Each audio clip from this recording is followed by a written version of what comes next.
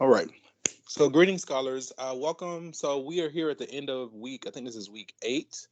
Um, I think the rhythm pretty much here from here on out. Just as long as you're getting into the conference calls on, twice a week, during our regular scheduled time, and you're submitting your assignments via My Open Math, you know, then that's pretty much the meat and potatoes of what I'm looking for from each person. Um, I want to say with all the assignments on My Open Math, we get unlimited attempts. The system is set to take your highest score. So if you finish something and you don't like the score, you're always welcome to take it again, right? You can take it as many times as you like until you get essentially whatever score you like. The only things that might not apply to are late assignments. Like if we submit assignments late, I know after chapter 3, there should be a late penalty for assignments after chapter 3, right? But I think I removed the late penalty for assignments pertaining to chapters 1 through 3, right? But after that, we're going to let the late penalty stand. As always, if you have questions, feel free to unmute yourself to get my attention or type in the chat. I am monitoring the chat and we can talk about it. Let me see. More than likely, I'll be updating attendance and grades. Usually it's between Tuesdays and Thursdays. I'd like to try to wait. I know I didn't do last week's, but I just wanted to give you guys a chance to submit assignments. Um, and whenever I do sit down to kind of do that, I'll just do it based on whatever was due at that moment in time. But the main thing is, as long as you're seeing your grades in My Open Math, then they it will get into the grade book. It'll be reflected in the grade book whenever I do my updates. Okay, I can't think of anything else. Let's see if I go like this. Wish I had saw this before. Seamless, and then oh, single page. Okay, all right, there we go. So, what we'll do today, I think today I just wanted to focus on the next section, just one section, and then with the extra time, maybe we'll go through like some questions from the homework. Okay. So we're continuing chapter 8 from Blitzer Thinking Mathematically, 7th edition, on personal finance, and today we're talking about cars, right? I wish I had known about this before about my car. Okay, so some objectives here.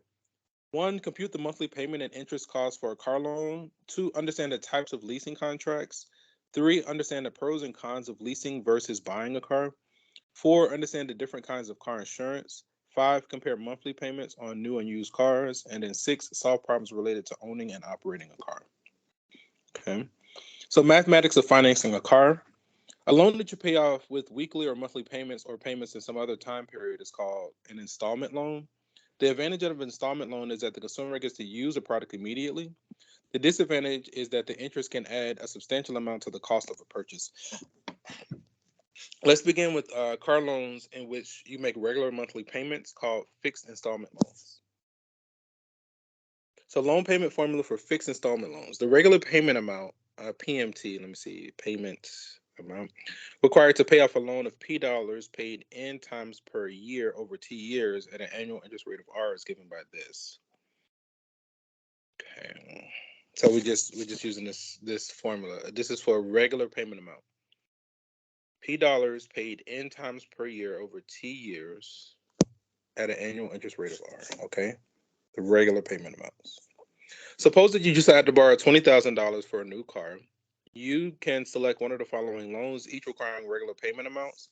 Installment loan A, a 3-year loan at 7%, or installment loan B, a 5-year loan at 9%. Find the monthly payments and the total interest for loan A. Find the monthly payments and the total interest for loan B. Compare the monthly payments and total interest for the two loans. Okay. I don't think I probably need a page. Yes. This is slide 7. Let me see. Okay. I think I got a faster way to go about this. If I select and then I think it's this one for duplicate. Nice. Okay. That was so much better. Because I know before I would try to copy and paste, and it's just like it would take 12 years for the copy to register. Okay. We're going to drag it right there. Yeah, it's fine. Yeah. As long as you kind of got your attendance credit, it's okay. Okay. So I know. Let's get a copy of this guy here. Upside down. Ooh.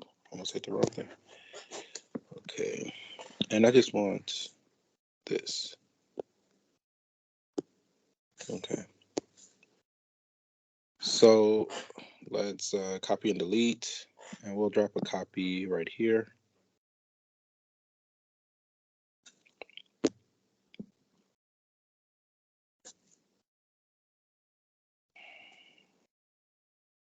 Paste. You're not going to paste? Let me try this.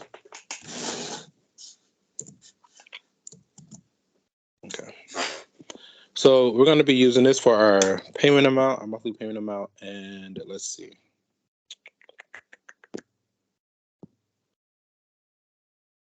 Let me see. With $20,000, loan A is a 3-year loan at 7% or 5 at 9.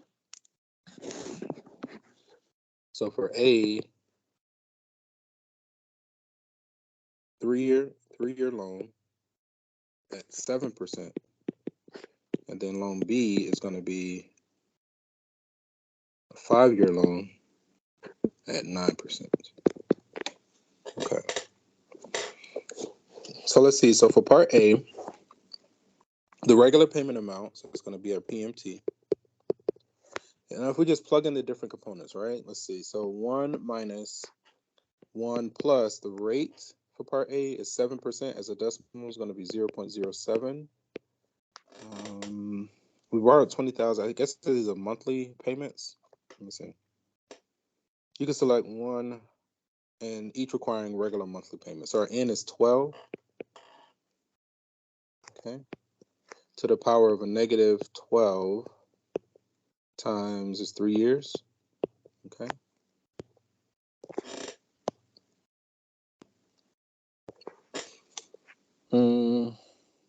I think the P is our loan.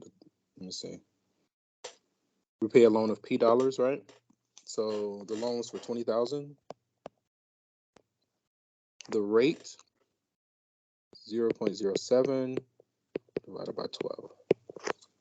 So all I did was plug in all the different components into the regular payment amount formula. So let me pull up my. Let's see. This one.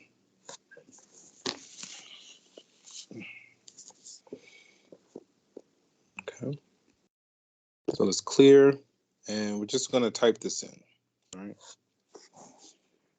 So let's isolate the numerator. We got 20,000, 1, 2, 3. And then we got this 0.07 divided by 12. Okay, I'm going to close that off, and then I'm going to close off the numerator, and then I'm going to say divided by our denominator. We have what? 1 minus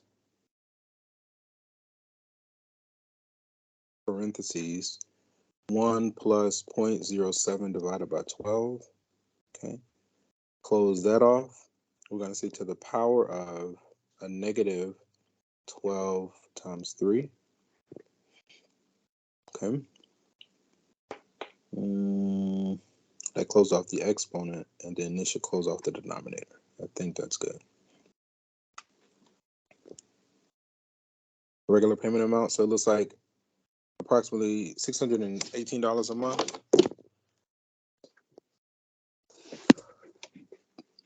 So that one is approximately $617.54 a month. That's interesting. Okay. All right. And that'll take, that's how much our monthly payments are going to be, but that's going to take 3 years. Okay. And then let's look at B for the regular payment amount.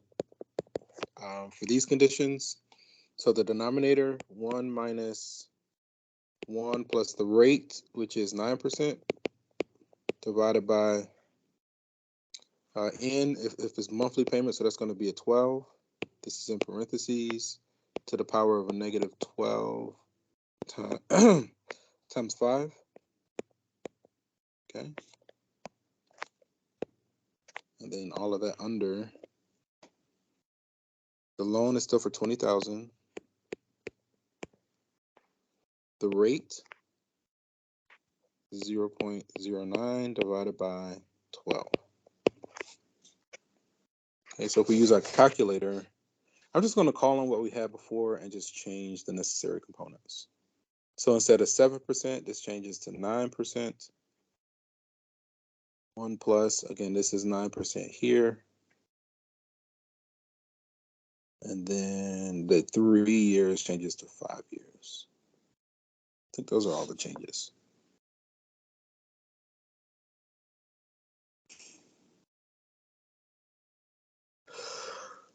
Oh, okay. It takes longer, but the payments are reduced by like $200. Okay. So it looks like monthly payments here are going to be $415.17 a month for 5 years. Okay. So then for part C, let me highlight these. Compare the monthly payments and the total interest for the two loans. Okay, so we have the monthly payments.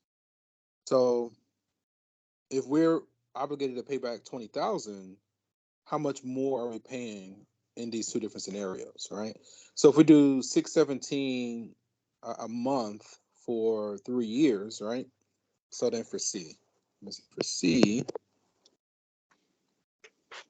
let's do the second one first, just because. Never mind. No, I don't want that. Go away. Yeah, there we go. That'll work. This one. No, keep clicking the wrong thing. Can I just close that? There we go. That's better. Okay, there we go. Okay, let me call on. We can do the first one. I just gotta call on it like that. Okay. So that's how much we're paying a month for the first one, and that goes on for what, 3 years? So we're gonna say that payment times 12 months in a year times 3 years, right? So in that one we pay a total of $22,231, right? So the interest, if we say that minus 20,000, so we're paying a total of $2,231.51 in interest. So for option A, we just, again, all we did, we took out those monthly payments times 12 months in a year times 3 years to get the total amount that we pay. And then we say that minus the difference of the original loan is the amount of interest that we pay, right? So then the interest, I'll just say I for option A, we got 2231.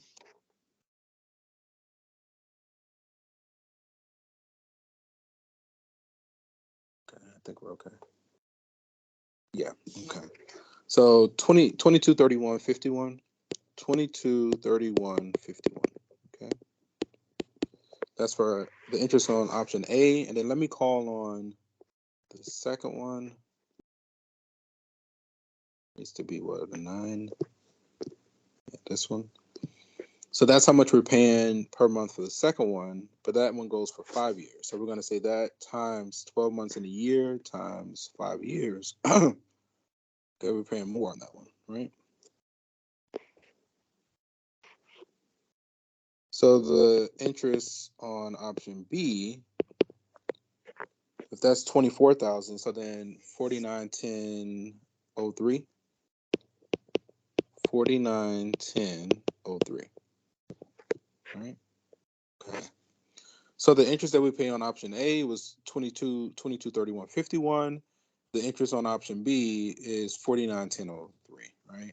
So even though, so I mean, but it just depends on like what you're working with, right? Like if you need that extra $200 a month, okay, now I'm curious because I'm like, okay, suppose you need the $200 a month, then option B might be favorable. You're going to pay a little bit more in the long run, but you'll have an easier time on a month to month. But if you can swing the option A, then you'll pay it off faster and you'll pay less in interest. The aha moment I had, I was like, well, what if we chose option B, but then we paid option A? We paid option A on option B. And it gets like, I think something like that's going to come up a little bit later, because when you start to like pay over the minimum, it gets applied. Because like, we're going to talk about it. You'll see it in just a moment. I want that to kind of come up so we can kind of articulate it properly. But it kind of leans on this thing. I feel like it was in church just for a moment there. I said, and then, but but yeah, like when you start paying over the minimum amount, anything over the minimum gets applied to the principal, right? And then the faster you start, the more you apply to the principal, the faster you can pay off the loan, the car loan. Because initially, like in the early stages of the life of the loan, you're paying this much on a monthly, but most of that money is going towards the interest. And then over time, with steady, consistent payments, more and more of your payments goes towards the principal, and then by the end of the life of the loan, all the money is going towards the principal, and it drops rapidly. But like, that's what I experienced, because I was making these payments on a month to month, and I did this for like a few years, and I was like, "Yo, why is the principal of this thing not dropping?" Because I wasn't aware that those initial payments were going to pay off the interest first.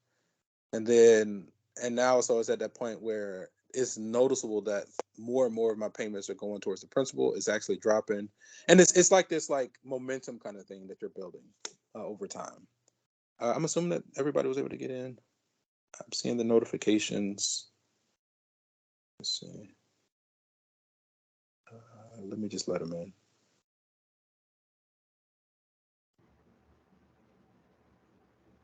Oh,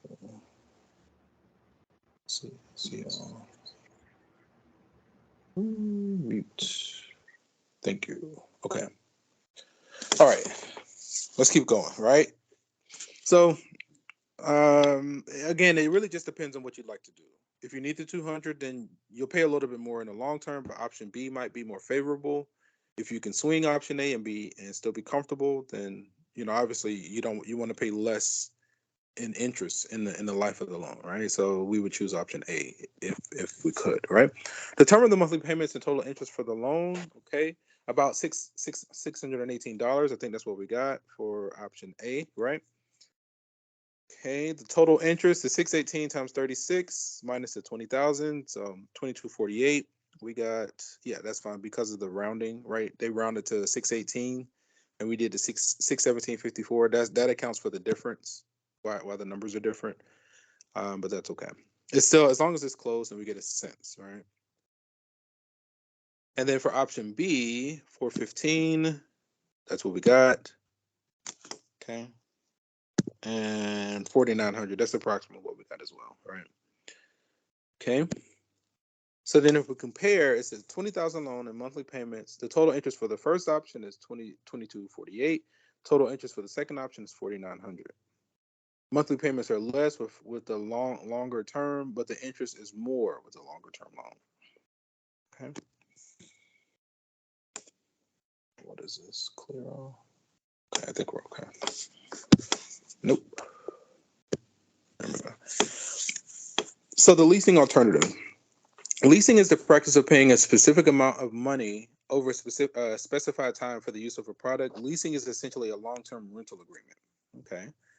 A closed-end lease. Each month you make a fixed payment based on estimated usage.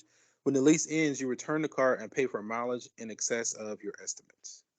That does not sound. I don't know why you would do that. An open-end lease. Each month you make a fixed payment based on the car's residual value. Residual value is the estimated resale value of the car at the end of the lease and is determined by the dealer. When the lease ends, you return the car and make a payment based on its appraised value at that time compared to its residual value. If the appraised value is less than the residual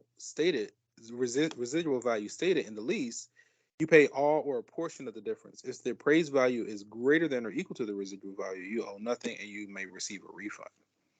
Okay, so either with this case, either you're gonna owe money or you'll get a refund. Obviously, we want a refund, right? These are weird. Okay, we're already halfway. Party's almost over. What a bummer. Okay, let's keep going. Advantages. So leasing requires only a small down payment or no down payment at all. Lease payments for a new car are lower than loan payments for the same car. Okay. Most people can lease a more expensive car than they would be able to buy. Okay. When the lease ends, you return the car to the dealer and do not have to be concerned about selling the car. Okay, I guess so. I get it. I can see it. So it's like I guess the idea there is you're pretty much locking yourself to always be paying a car note, but you absolve yourself of like certain responsibilities, right? Like in a traditional loan, like where you buy the car, whether it's through a loan or just buy the car flat out. Um, when you get ready to get rid of the car or get a new car, now you're responsible for like selling the car, and then you have like the current value of the car. We all know that the value of the car is depreciated as soon as you drive it off the lot. Versus where with this one, when you get ready at the end of the lease, if you're ready to like get a new car, then you pretty much continue what you've already been doing, and you don't have to deal with the hassle of trying to sell it. Um, but then I guess another option would be I don't know if you heard of my voice just crack. Another option would be I guess you finish the lease of the car and you decide to just keep driving the car past the lease, right? Like you own it or whatever.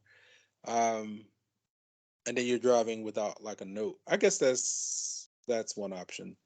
But I do know that sometimes people do like they just go ahead and in their budget they say, okay, this much is allotted for a car note and car stuff, and then they can constantly like switch out the cars instead of trying to like constantly do repairs and maintenance and stuff like that.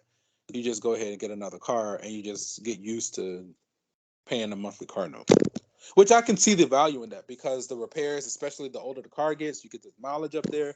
But if you're switching out cars every like 2 or 3 years, you can kind of, you know, you don't have to worry about the maintenance and stuff. So it's interesting. I'm the type to kind of do repairs. I can do most repairs on my car, but not everything. But then there's a lot of things that like I've never done them before. But then when I go to do them, it's my first time, and I just like do a little bit of research and dig in and be confident and just be okay. Like if I make a mistake, then you know just have some other kind of plan. But usually it works out. Like usually it works out. Okay, let's keep going and see what else we got going. Um, did we read to this? Okay. Okay, let's keep going. So the disadvantages: when the lease ends, you don't own the car, right? That was one of the conclusions that we just arrived to just a moment ago. Most lease agreements have mileage limits of 12,000 to 15,000 miles per year. It's common. If you exceed the number of miles allowed, there can be considerable charges. Yeah, I'm not resonating with that. Like, because I wanna drive. Like, honestly, the next vehicle I want to get a hybrid. I was considering an electric, but the only reason there are two reasons I'm actually considering a Prius, right? Well, there's three now. The third reason is they actually just changed their structure of the car, so it looks like more sleek and like a regular car instead of that weird hatchback look. I didn't really like the look, so that's one of the reasons why I didn't get one.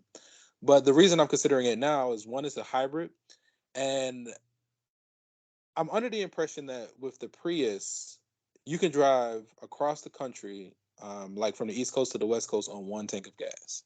And I totally want to try that out. Like I would just like either over the winter break or the summer break, just take my time, maybe grab my dog or whatever, anybody that wants to go that can fit, and then like let's test it out and let's see if we can do it right. But then now I'm thinking about it, I'm like, well, that's going to be a lot of wear and tear on my car, but it would be interesting. But then the one additional reason why I was considering the Prius, not only that ability to drive cross country on one tank of gas, but then there's this feature in the Prius where it's called climate control, where you can idle the car. Like say you're like camping. I'm a camper. I like to try to camp a little bit here and there. It can be kind of challenging, but basically the Prius acts like a mini what is it called, camper, where with a climate control feature you can like set it to a temperature and let the car idle, but because it's hybrid, it'll kick on to maintain the temperature, right? Like say it's like cold outside and you set it to whatever temperature you want, 72 or whatever, and then the car will periodically cut on to maintain that temperature of whatever 72, and then it'll go back idle because it's a hybrid. It has this like super battery, right? Obviously, you would need backups and still to monitor yourself because, like, if you're in the cold and for whatever reason it just doesn't work, you need to be like ready. What is this? Oh, okay. Let's just put that there.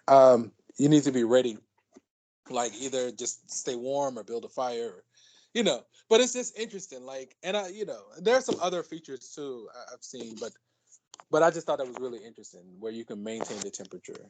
You can idle and just kind of chill and then sleep and then, wake up and go on adventures and explore. It'd be really interesting some of the things that people do. Don't get me started on that. But so that's the one I was considering for my next vehicle. I was gonna get it for the one that I have now, but the saleswoman, I don't know, she did her job, right? so I got a fuel efficient instead of a hybrid, right? But the next one I probably will go for a hybrid, just to see. Let me see. Yeah, I don't like that mileage limit. When mileage penalties and other costs at the end of the leasing periods are taken into consideration, assuming I feel like I need to just let me see if they can get in. I'm gonna give it a few minutes. I think they can get in because that way I don't have to keep stopping. Um, when mileage penalties and other costs at the end of the lease period are taken into consideration, the total cost of leasing is almost always more expensive than financing a car. Yeah. So I guess if you knew that you weren't going to be doing a lot of driving, she doesn't seem like she can get in, or he can't tell. While leasing a car, you're responsible for keeping it in perfect condition. You are liable for any damages to the car. Leasing does not cover maintenance, and there are penalties for ending the lease early. Yeah, that doesn't sound appealing to me at all. Okay. So I don't know why it's like some students can just get in and some I have to let in. I don't really know why that's like that, but it's okay. I mean, we kind of got a rhythm. So advantages, disadvantages, pros and cons is really interesting. Okay, so auto insurance. When you purchase insurance, you buy protection against loss associated with unexpected events. Different types of coverage are associated with auto insurance, but the one required by nearly every state is liability. There are two components of liability coverage. Bodily injury liability covers the cost of lawsuits if someone is injured or killed in an accident in which you are at fault. Property damage liability covers damage to other cars and property from negligent operation of your vehicle. Okay.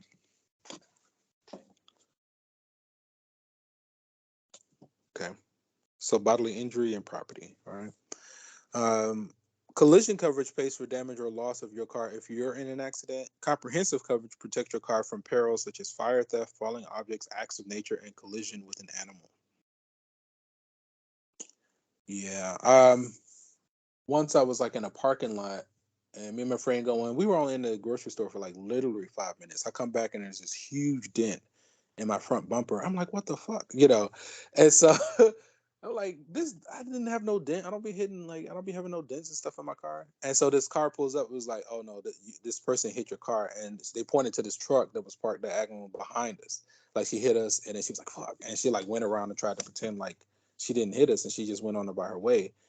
And so a good Samaritan was like, that car hit you. We saw the whole thing. And so we went on and took like the license tag and the VIN number of the truck. I went in the store. Well, actually, I went in the store first before we found out information to try to like notify like the security or whatever. When I came back, my friend was like, a car told her who did it. So she, we took the license tag and the VIN number and all that. So we had the information. So, you know, um, so then we waited for the driver to come out, and it was this lady, and we were in a rich part of town, so I already knew. I was like, hey, we had, a bystander told us you hit our car. We already have your information. We have your license tag and your VIN number. We can exchange insurance information so that you can cover this. And she was like, oh yeah, that's fine, but I just left my insurance at home. Like she did not want to give us her insurance, which is I understand, because when you start reporting this stuff on insurance, it makes your insurance rates go up, and it can get kind of bad, like if you can't settle on your own. And I kept pressing her.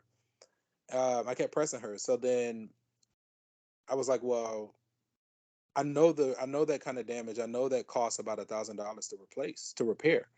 So, just for the inconvenience, just give me 1,500, and I'll just repair it myself. I'll like get it fixed. I won't even, I won't report it or anything.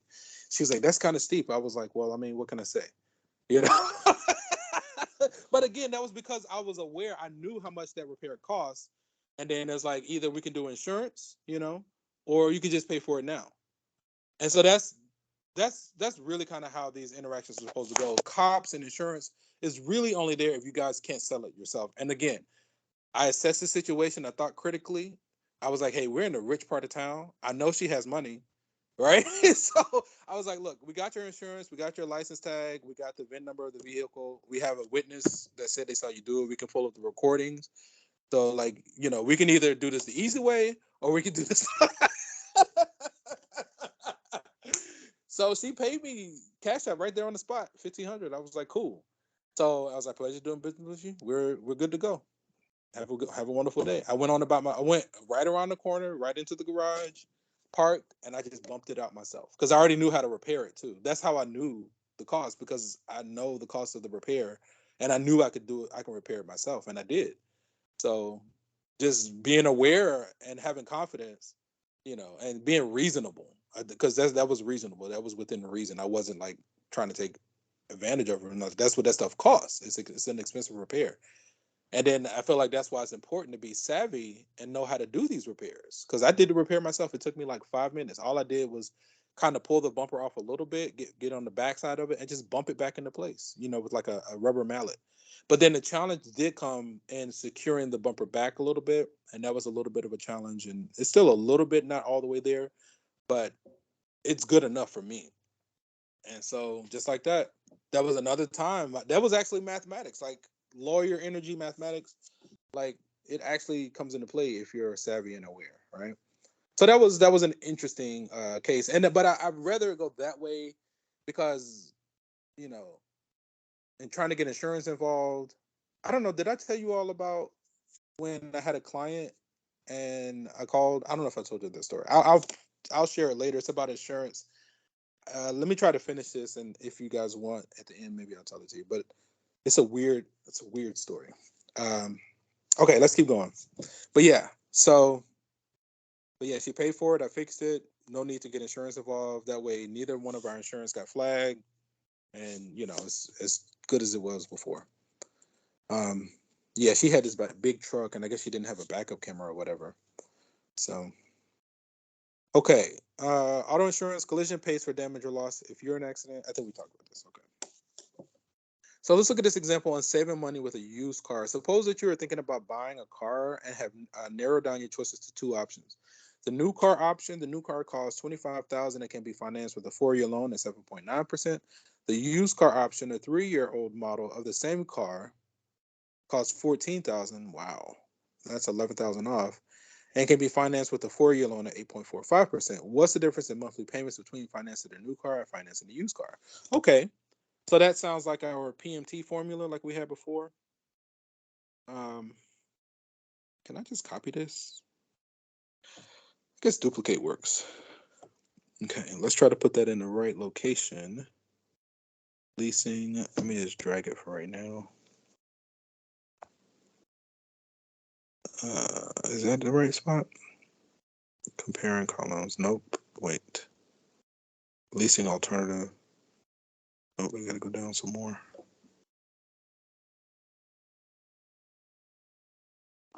Auto insurance, here it is. Okay. We needed to go like here. Yeah.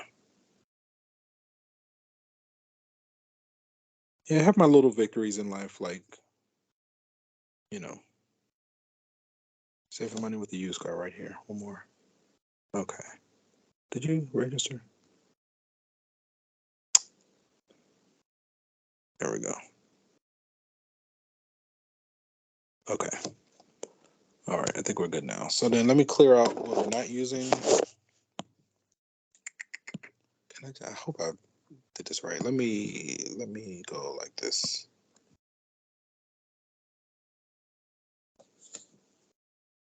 Delete. Okay. Yeah, it's like, I don't know. Now I'm thinking like delete. Oh, that's what I was trying to avoid.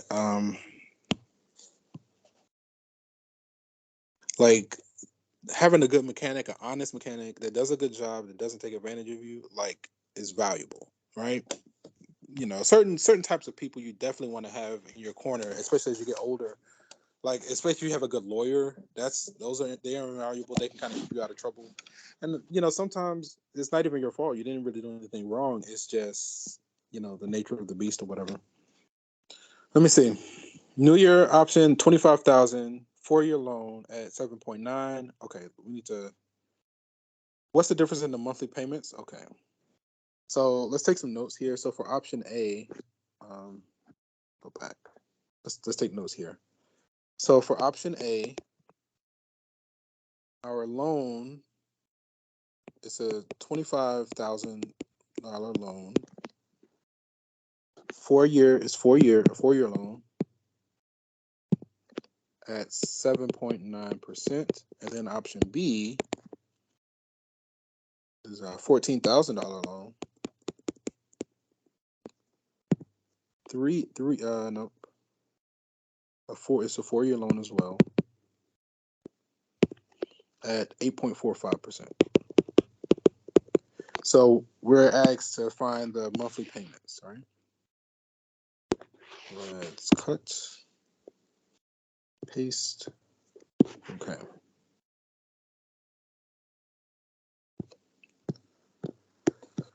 Come on. Okay. So our regular monthly payments. So regular monthly payments for option A. Let me see. We're gonna have 1 minus 1 plus the rate, so 0.079 monthly payments to the power of negative 12 times what, 4 years? Nope, just 4 years. Okay. Like I feel like maybe I should pull up my car loan and like see if this is like accurate. How accurate is this? Like, can I take this formula, pull up my specs, and then see does it match? Right. Um, this is a $25,000 loan. The rate is 0.079 divided by 12, right? Okay, so that's for the monthly payments. So I'm just going to call on what I had before and change the necessary components. So this is 25,000. The rate is 0.079, so we need to insert a 7 right there. Insert a 7. 0.079 divided by 12. 1 minus 1 plus, insert a 7 here. Insert, come on. 7. Come on, you can do it. I believe in you. There you go. And then this is for 4 years. So change the 5 to a 4. Okay. I think we got all the components. Okay. So those monthly payments, $609.15. Okay. So this is approximately $609.15. Okay. So then for option B, so the regular monthly payments for option B, 1 minus 1 plus the rate, 0.0845 divided by 12, okay, to the power of a negative 12 times 4.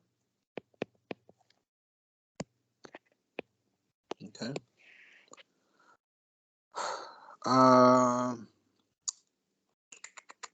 14,000 is the loan amount. 0.0845 divided by 12. Okay. And then if we use our trusty dusty rusty, this guy, I'm just going to call on the one we just used, make our changes. That's 14,000, so the 25 changes to 14.0845. So we need to insert. Let me insert the 8, and then that needs to change to 45. Okay. 12. This one here as well. Insert 8. Change that to 45. I think everything else is the same. 14,000 0.0845, 12 months, 4 years. Okay. Interesting. Ooh, almost half. So this one is approximately $344.75 a month. Okay. And then it's like, so I wish I had clicked on it. Like, as I'm, kind of like going on, how these devices be listening. You'll talk about something. Like, I think the other day I mentioned something about a winery like Biltmore. Next thing you know, I'm getting like advertisements about Biltmore. I mean, for years, nothing about a winery. Then all of a sudden, I mentioned it. Then a couple of days later, you're gonna send me ads about the same thing that I mentioned. I was like, man, that's creepy. But so again, with these devices listening, I was on my YouTube feed, and I saw these clips where like these guys were like, when you're going to buy a car, if your dealer says this, just walk out. Like like they were just suggesting things that like are fake charges that they put on, surcharges to just boost everything. Um, that's what I think I experienced in my naivete. Because like when I went in there, I was like, look, I can afford, as long as you keep my monthly payments below $500 a month, we're good. And they clearly were running, but they were running like game on me. But I wanted to see like the dynamics, and then I was like, okay. So now I feel like if I were to do that again, I know what to do, what to say, what I'm looking for, and like how to get support and like how to do it. Right? It was interesting. It was interesting. But yeah, but it's clear that like they just be kind of jerking you around. Another one thing in one of those videos that they said was like really interesting. He was like, you don't have to they don't have to run your credit to get an estimate on the vehicle, right? Because a lot of times when you go to get information about a car, they want to run your credit to discourage you from going to other dealers, right? Because they run your credit just for you to get this information. Now you're less inclined to go to another dealer and do the same thing. They don't have to run your credit just to get an estimate. Like it was like little tips and tricks like that. I was like, yo, that's savvy. That's really interesting because you just want some information, right? And you don't want them running your credit. But again, the dealer wants to run your credit to discourage you from going to another dealer. Obviously, you don't want your credit to be run because the more you run your credit, then it raises your credit, right? So, YouTube is really powerful. I've used stuff on YouTube for grad school, and it was actually accurate. Like it was actually correct. YouTube and Google, I mean, they just have some like anything I'm trying to do, I usually can find it there, right? Okay, let's make sure we answered the question. I'm kind of watching the clock. We got a solid 30 minutes. And we're go ahead. Our pace is pretty good. What's the difference in the monthly payments between financing a new car and financing the used? It's almost half. Almost half. Right? You're paying a little over 600 for the new car. You're paying 345 for pretty much the same model. It's like 3 years older, but it's the same vehicle. You know. So anyway, that's interesting. It's just interesting. Okay, like this, like this. Okay, let's keep going. So determine the monthly payments. 609. I think that's what we got. Mm-hmm. Approximately 609 and 345, right? So you're paying $264 more for the new car per month. Okay. So buying a car is a huge expense. To make matters worse, the car continues to cost money after you purchase it. A friend of mine, what did she say? She was like, she doesn't understand like repossessing a vehicle, right? Because like say you default on your payments or whatever, and they repossess your vehicle due to default payments, they take the car, but then they still expect you to make payments on the car. And then she was like, well, why am I paying for something if I don't have it? It's like if you take the car, you have the car. So what am I paying for? Right? And so it's like when she said that, my experiences with like those type of companies, they actually do make an effort for you to keep the car. Like as long as you're making regular payments, you know, it does seem like they make an effort for you to keep the car, not to just take it at the first default, right? You're like, hey, I just, XYZ happened, but I can pay it by then. And as long as you kind of like honor whatever you guys agree on, then usually it's okay. There was something else. Yeah, but she made. I just thought that was an interesting point. Now, obviously, because the car is linked to your credit, if they take the car and you still don't pay for it, now it's affecting your credit, and it can stop you or thwart you from getting a car in the future or doing anything else that involves credit until you resolve that matter. I mean, credit law is another one of those categories because, again, I'm no professional or advisor in that sense. So you definitely want to like ask around and do your own research. But it's like a lot of things that are on your credit. Once it goes beyond like about like 10 years or so being on there, then it just like you don't have to pay it anymore. Like, and then it's kind of weird when it comes to creditors because it's like you don't you're paying is more because you're paying the creditor. But if you can actually settle it with the original merchant, then you can bypass it. You don't have to pay as much, right? But a lot of times, by the time they send it to collections, they don't want to work with the people anymore. Because they're trying to keep business going. So they send it to a creditor and let the creditor like hound you. But then I'll see things that say, hey, you don't have to pay the creditor. Like there are ways around that as well. This is interesting. It's all like sleight of hand, and if you ask me, to be honest, it's all sleight of hand. It's just your level of sophistication of sleight of hand and your ability to like get over on people. That's what a lot of the systems in play between paying rent, paying a car note, paying insurance. Oh my goodness, insurance is definitely like the biggest sleight of hand because if you don't pay it, then you're threatened with jail. So it's almost like it's under duress, and you really can't. You're not supposed to be held liable for things under duress. But then even if you are paying it, a lot of times they don't pay out. Like when it comes time to cash in on the insurance, they don't want to pay. They make up some lame excuse to not pay. If that's not robbery, I don't know what is, right? Like, but I mean, what are we gonna do? Because again, if you don't pay, now you're threatened with jail time or repossession or this, that, and the other. I'm like, how is that not criminal? How is that not criminal? That and taxes. Anywho, okay. So let's look at the money pit of car ownership. Buying a car is a huge expense. To make matters worse, let me see. Okay, yeah, I think we need to get through this. Um, Buying a car continues to cost money after you purchase it. These costs include operating expenses such as fuel, maintenance, tires, tolls, parking, and cleaning. The cost also includes ownership expenses such as insurance, license fees, registration, taxes, and interest on loans. Annual cost of owning and operating a car in 2016. The type of car, you got the cost per mile and the cost per year. Small sedan, and then the cost per year. Medium sedan, minivan, SUV, four-wheel drive, and a large sedan. Based on driving 15,000 miles per year, and the source is the AAA. Okay. So the cost of gasoline, the annual fuel expense is going to be the annual miles driven divided by the miles per gallon times the price per gallon. That's fine. Miles per gallon. Okay. I think I have my own way I'm going to go about this. Suppose that you drive 24,000 miles per year and gas averages $4 per gallon. What will you save in annual fuel expenses by owning a hybrid car averaging 50 miles per gallon rather than an SUV averaging 12 miles per gallon? Okay.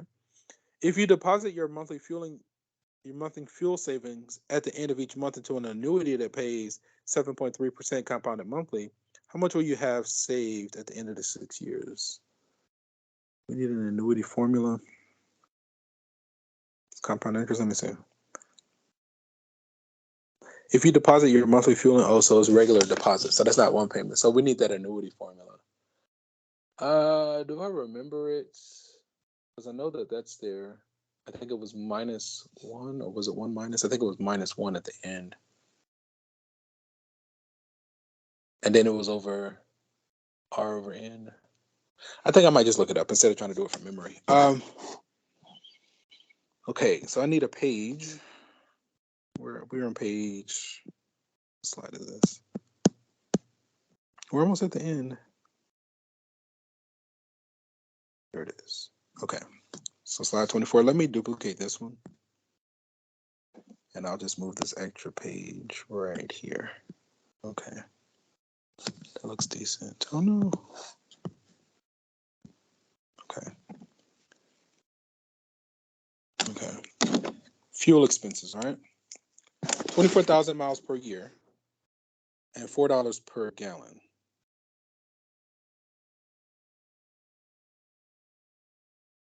50 miles per gallon, rated SUV. Okay. So let's work on part A. So let's write down what we're given. We drive 24,000 miles per year. Okay, so let's write that. 24,000 miles every year. Okay. What else are we given? And gas is $4 per gallon. So it's $4 per gallon. Okay. A hybrid car, 50 miles per gallon. So the hybrid averages 50 miles per gallon versus the SUV averages, I think it was 12 miles every gallon. And we're asked to find the cost, like compare the cost of driving these, right? Okay. So let me see. I'll just say the cost of the hybrid. All right. Let me think about it.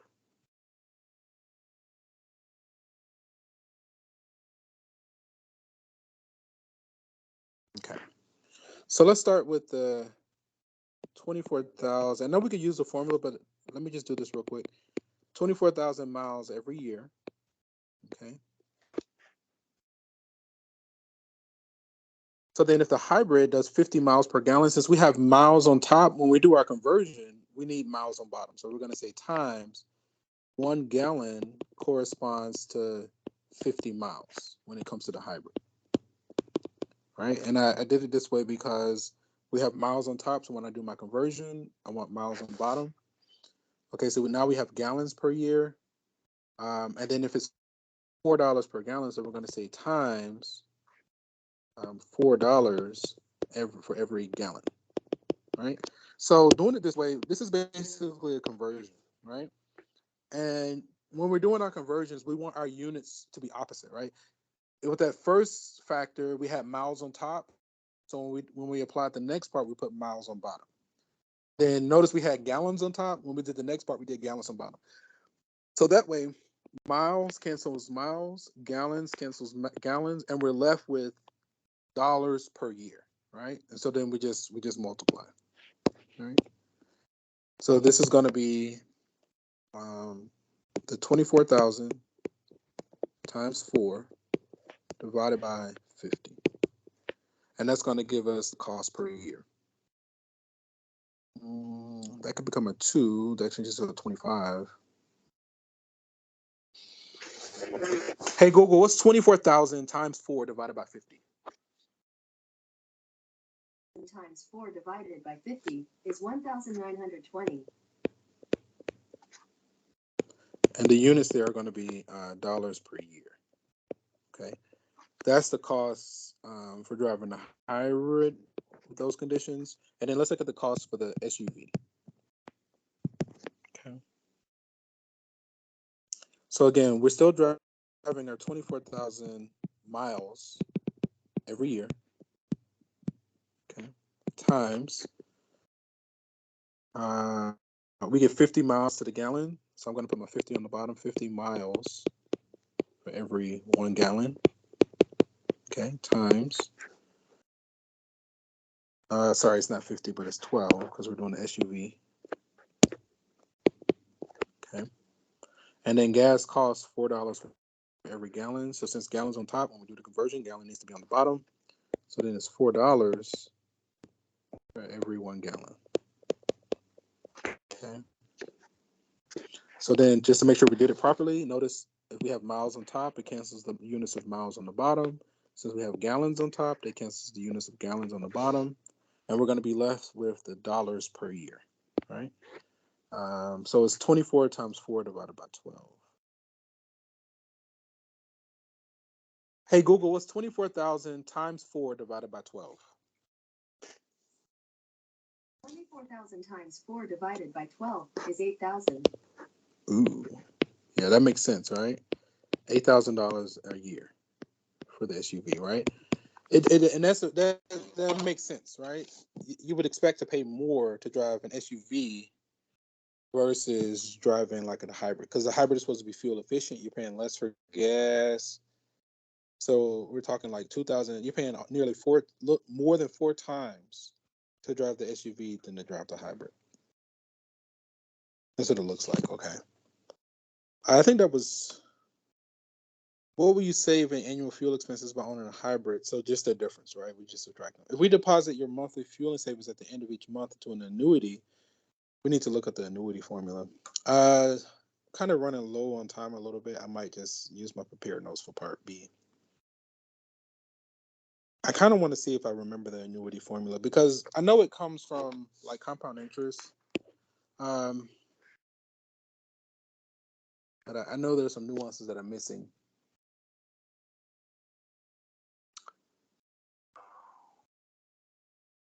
Okay, I think the annuity was something like, because normally we have what?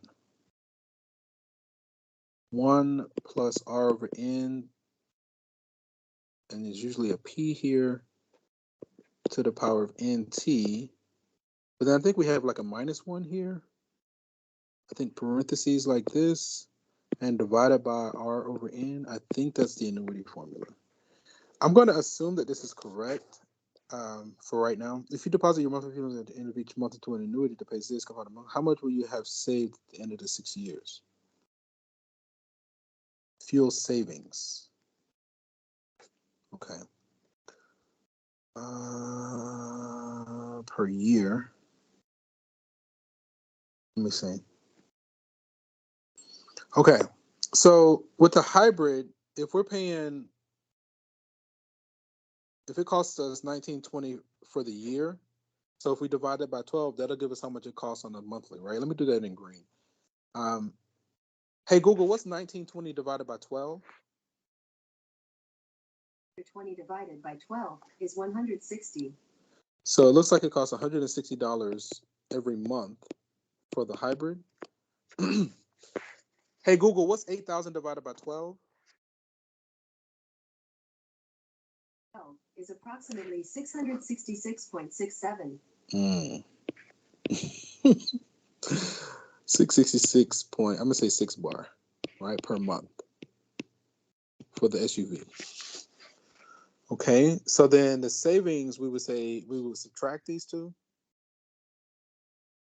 Hey Google, what's that answer minus 160? 666.666667 minus 160 is approximately 506.67. Okay, so that's the savings per month, right? So we're depositing that amount per month. So the monthly payment. I hope I did this formula right. Okay, let me see what else we had. 7.3%. Okay, let's try this real quick. I guess the simple thing is just give myself another page. Trying to get you guys out of here. See, we're running low on time a little bit. Right here. Let me just duplicate. The duplicate is like has saved my life so much faster. Okay. So then let's go like this. Let me just cut these items. So like from here, here, like that. Let me just cut these, and I'll just put them on the next slide. Paste. And again, I'm trying to do this from memory. If it's off, I'll just, I'll have my, this is how much it costs for the hybrid a month. This is for the SUV. Let me label that. So the hybrid, the SUV, okay. That's the difference. So then I think this is our P. This is how much we're depositing each month. The rate, again, was 7.3%. 7.3, so there's 0.073, okay? I think that's on a month, every month. So our N is 12. That's a lot of money to be putting away on a monthly. That's really good, actually. 6 years, all right? And the time is 6 years. Okay, let's see if this works. So then the future value of the annuity, hopefully we get the formula proper. If not, we'll fix it. So it looks like we're depositing 506.67 every month times 1 plus the rate, 0.073 over 12. I think this is to the power of n times t. So 12 times 6. I think there's a minus 1 here like that. Divided by the rate, 0.073 over 12. Okay, let's crunch this number and see what happens. This is approximate. We got just about 10 minutes left. But as soon as I finish this, we're almost done with this as well. So, okay. Let's try this. Let's focus on the numerator. Let's do our 506.67. Let's do a double open. 1 plus 0.073 divided by 12. Close parentheses to the power of 12 times 6. Okay. Then we're going to say what? Minus 1. Okay, I think we need to do a double close. 1 closes off that first set of parentheses. The second closes off the numerator. Then we're going to say divided by 0.073 divided by 12. Okay. So for you all, you don't really need to know the formula. You just need to know how to use it, right? Because I think it's reasonable to look something like this up and just know how to use the proper formula. I don't expect you to commit something like this to memory. I don't even know that I've committed it to memory properly. At the end of 6 years, you mean to tell me we would have $45,604? Let me see. Let's see. I mean, that can happen if you were putting that $500 a month. That's actually really good. 45,604. I need to go find some of these accounts, but I tell you, I just need like 1 or 2 of these. Let me start working. Let me get to work. And imagine if you all start where you are now, like if you find an account like this and you on some level can start with these, like right now, man, come on. Man. Okay, let's see. So we got 45,604.48. Let's see. How do we do? Okay. I think those are good. Wait a minute. 6,084. Oh, wait a minute. Oh, that's for the year, right? I think we got the 8,000. Yeah, the difference, right? We didn't crunch the difference. That's fine. Annual fuel expenses. Yeah. So yeah, we just forgot to subtract, but that's fine. I think we got those numbers. Okay. Because this is much per year, that means it's 507 per month. We got, yeah. So again, it's going to be a little bit off because we took to 2 decimal places. So, but 506.67 rounds to 507, right? And our formula actually looks good. Look at God.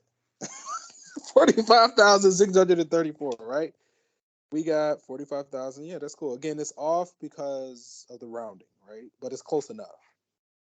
I mean, I'm not gonna scoff at whatever that difference is. It's pretty close, right? Wow. So you have saved approximately 45,000 at the end of 6 years. This illustrates how driving a car that consumes less gas can yield significant savings for your future. Right? So conquering time. I think we talked about this last time. Like start thinking like, okay, once you conquer the day to day, can you start how many weeks ahead can you plan for? How many months ahead can you plan for? How many, years ahead can you plan for? How many decades ahead can you plan for? How many generations ahead can you plan for? Right? Can you do something now that would take care of 20 generations down the line? Like, can you secure something that would behave in that manner? Again, a lot of the systems and the things that we use today is because somebody in the past built a system that we still adhere to today. They thought in terms of conquering time. Like, and all it takes is a shift in consciousness, a shift in focus, and it's like when you look at like the chaos that is promoted in society right now, why do you think that they push the rappers to be so self-destructive, encourage people to be self-destructive? If I was a person of power and I was trying to exert dominance or control over the people, to me it would be much easier to control somebody that doesn't know who they are, that's confused, that's dumb, that's dazed, that can't think straight. It's much easier to control somebody that's uneducated than somebody. It's a lot. When somebody loves themselves, you cannot control them. You tell them to do something, they're like, "F you, no, we're not going to do that." They're going to put their foot down and give you a hard time. But if you don't know who you are, if you hate yourself, if you're drugged, if you're worrying about finances on the day to day, if you can't think straight, if you don't have any free time, it's a lot harder to love yourself, and it's so much easier to control somebody like that. So to me, it makes sense. If I was a person of power and I was trying to control the masses through fear, if I want them to do something, I just scare them. And then, it's called the Hegelian dialectic. It's called problem reaction solution. That's what happened with the pandemic, right? Like, you know, the narrative is that all this stuff was created. Then they do it under the guise of the way it happened, and then everybody panics and they're like, please, we need, save us, help us. Oh, okay, well, we're working on the vaccine. I think we'll have something in 3 months. Where and before, it took them at least 5 years to create vaccines. That was the red flag for me. I was like, wait a minute. Before this event, it took at least 5 years to approve. You got to go through trials and testing and human trials and all this other stuff before it's released to the public. How in the world they release this in 3 months? And I'm supposed to trust it? Mm-mm. No, I'm good. I am good. Mm-mm. And so that was a huge red flag for me. And I'm like, and then it's like, but then, and it's so sinister because then the power elites like the CIA or the government or whatever, they push this term called conspiracy theorists. And what that does is it basically creates ridicule for anybody that thinks critically. So anybody that like questions and like goes against the norm and like, well, why are you doing this? Why do we need to do this? What if we did this? Would this be better? Is this safe? Anybody that thinks that way or thinks different than others or challenges the official narrative, they basically want to gaslight them so that people don't believe them, right? And then so now if you got most people are not listening to the truth, they're believing a lie. Once you believe a lie, you'll believe anything. If you believe a lie, you'll buy anything, you'll do anything, and then you can be controlled. You see what I'm saying? Like it's so clear and it's so obvious, but it's much easier. One of the quotes goes, it's much easier to fool somebody than to convince somebody that they've been fooled. Right. And that's been my experience. And so it's like the challenge I've given myself, I still do my own research. I still think critically and decide for myself. But my personal challenge is I try to alert my loved ones at least once. I try to say it at least once and then I'll let it go. Because I had to learn that you still have to honor people's free will. You still have to honor, like, everybody has a right to live their life the way they see fit, provided they aren't hurting themselves and they aren't hurting someone else, you know? And so I had to, like, okay, I felt like my job is to just at least say it at least once to put it on their radar. And then you have to give them time to realize it, right? Another quote goes, the truth cannot be told, it can only be realized. So it's like, because again, initially, I would quote unquote be telling people the truth, and we would fight. I'm like, yo, have you thought about this? I've been thinking about this. I've been digging, research, cross referencing. This source says that. This coincides with what you're saying, but then it's that your narrative is disregarding this. And again, I had to realize, don't go back and forth with them. Say it once, and you have to allow people the time, the space and time to realize the truth. Again, the truth cannot be told, it can only be realized. I was watching a TikTok today right before I met with you all, and one woman was like, she was going through that same little catharsis I went to. She was like, one day you guys got to listen to us. Like, please, I implore you, please just listen. Like, you got to listen to us, because if you don't, it could be calamity. And like, I'm thinking to myself, I was like, dang, I remember being there when I was like, sister, you're going to have to realize, I'm thinking to myself, I'm like, the truth cannot be told, it can only be realized. You can alert your loved ones, and then you have to step back and just let them live their life. And a lot of times that means calamity, but because my experience was like, if I tried to push too hard, then a lot of times they would do things out of spite, or the communication would just fall altogether. So what I do now is like, I'll build up the courage to say it at least once, and then I try to position myself to be ready to catch them in case things go sideways. And it's important. It's important that we have people that think different, because if we all thought the same, acted the same, behaved the same, did everything the same, and then there's a blind spot, nobody's checking for the blind spots, that makes us vulnerable as a community or as a group, right? So we need people that think differently. We need everybody, right? Because you have a piece of the puzzle, that person has a piece of the puzzle, that homeless person there has a piece of the puzzle, and if we start neglecting one person over another, we might be neglecting the critical piece of the puzzle that we need to save everybody. You don't know what somebody knows or what information they're sitting on. You don't know if they might say something that would save you from calamity. So it's important to like honor your neighbor, love each other, but you still gotta be firm and be ready to go toe to toe and defend yourself.